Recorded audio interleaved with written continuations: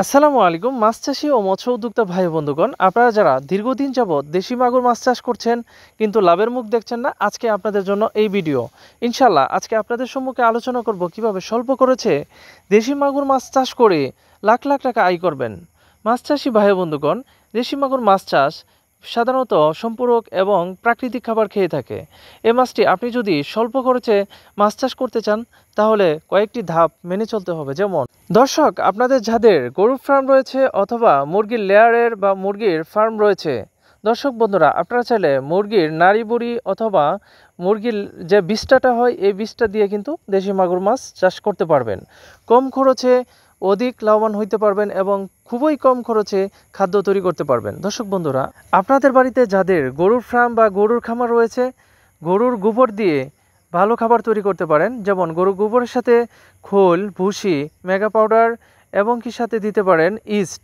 এই ধরনের খাবারগুলো তৈরি করার জন্য সাধারণত একটি জায়গা প্রয়োজন। এখানে একসাথে মিক্স করে কয়েকদিন রেখে তারপর এই মাছগুলোকে খাবার হিসেবে দিতে পারেন।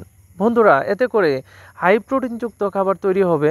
কম খরচে, স্বল্প খরচে উন্নত মানের একটি খাবার তৈরি করতে পারবেন। দর্শক বন্ধুরা, যে মাগুরগুলো লক্ষ্য করছেন, আজকে আপনাদের সামনে মাগুরের কিছু চাষ পদ্ধতি সম্পর্কে আলোচনা করব। সাধারণত পুকুরের ক্ষেত্রে এই মাগুরটি শতাংশ প্রতি 300 থেকে 400 পিস বা 500 পিস গভীরতা ভেদে 500 পিস দেওয়া যায়।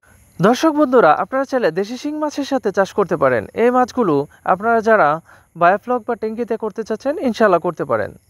মাত্র 3 থেকে 3.5 মাসেই বিক্রিযোগ্য হয়ে যাবে। আর যারা ছোট সাইজের মাছগুলো নিতে চাচ্ছেন, যেমন 2 থেকে 2.5 ইঞ্চি, তাদের জন্য বলবো 6 মাস সময় লাগবে।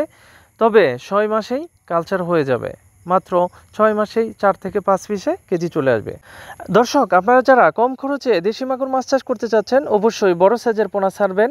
এতে করে যদি পোনার দাম বেশিও লাগে তারপরও কালচারের ক্ষেত্রে মর্টালিটি পার্সেন্টেজ অর্থাৎ মৃত্যুর হার খুবই কম হবে। মাছ পুকুরে টিকবে বেশি এবং নিজের খাবার নিজেই তৈরি করে নিতে পারবে। অর্থাৎ আপনি যে উপাদান দিয়ে খাবার তৈরি করবেন অথবা মুরগির লেয়ার বা গরুর বিষ্ঠা দিয়ে আপনি খাবার দিবেন, এই খাবারগুলো সে সহ্য করতে পারবে। অর্থাৎ পুকুরে গ্যাস হলেও যে শারীরিক ভারসাম্য সে ধরে রাখতে পারবে। অন্যথায় যদি ছোট মাছগুলো আপনি কালচারে দিয়ে থাকেন, সেই ক্ষেত্রে মাছ মিস হওয়ার চান্স রয়েছে। দর্শক বন্ধুরা, আজকে এখানে শেষ করলাম। ভালো থাকেন, সুস্থ থাকেন। আল্লাহ হাফেজ।